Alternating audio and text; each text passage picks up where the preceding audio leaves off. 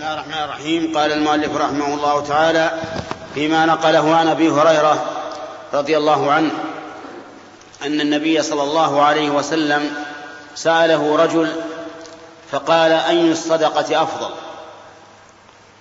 فقال النبي صلى الله عليه وسلم: أن تصدق وأنت صحيح شحيح تأمل البقاء وتخشى الفقر، ولا تمهل حتى إذا بلغت الحلقوم قلت لفلان كذا ولفلان كذا وقد كان لفلان.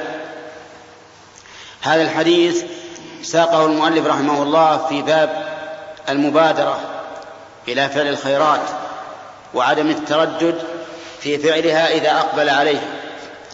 فإن هذا الرجل سأل النبي صلى الله عليه وسلم: أي الصدقة أفضل؟ وهو لا يريد أي الصدقة أفضل في نوعها ولا في كميتها، وإنما يريد ما هو الوقت الذي تكون فيه الصدقة أفضل من غيره.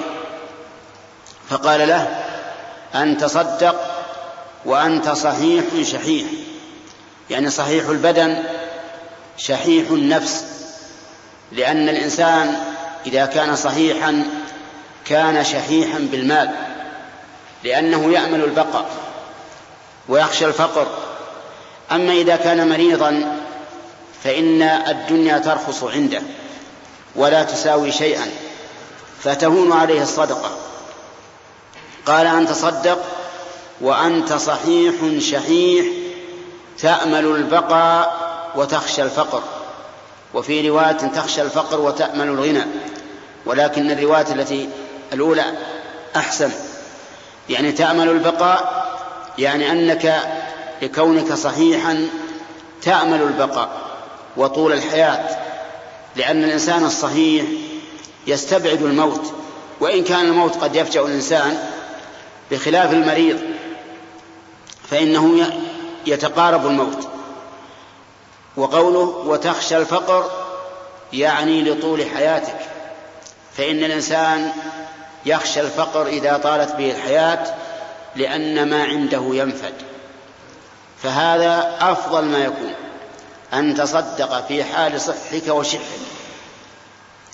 ولا تمهل، يعني لا تترك الصدقة حتى إذا بلغت الحلقوم قلت لفلان كذا ولفلان كذا، يعني لا تمهل وتؤخر الصدقة حتى إذا جاءك الموت وبلغت روحك حلقومك وعرفت أنك خارج من الدنيا قلت لفلان كذا يعني صدقة، ولفلان كذا يعني صدقة، وقد كان لفلان، أي قد كان المال لغيرك، لفلان يعني للذي يرثك، فإن الإنسان إذا مات انتقل ملكه ولم يبق له شيء من المال.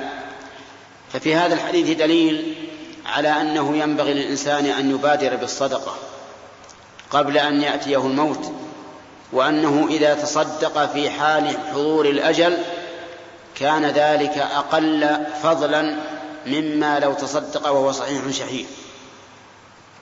وفي هذا دليل على أن الإنسان إذا تكلم في سياق الموت فإنه يعتبر كلامه إذا لم يذهل، فإن أذهل حتى صار لا يشعر بما يقول فإنه لا عبرة بكلامه، لقوله حتى إذا بلغت الحلقوم قلت لفلان كذا ولفلان كذا وقد كان لفلان. وفيه دليل على أن الروح تخرج من أسفل البدن تصعد حتى تصل إلى أعلى البدن ثم تقبض من هناك، ولهذا قال حتى إذا بلغت الحلقوم، وهذا كقوله تعالى فلولا إذا بلغت الحلقوم وأنتم حينئذ تنظرون. فأول ما يموت من الإنسان أسفله، تخرج الروح تصعد في البدن إلى أن تصل إلى الحلقوم ثم يقبضها ملك الموت. نسأل الله أن يختم لنا ولكم بالخير والسعادة، والله موفق.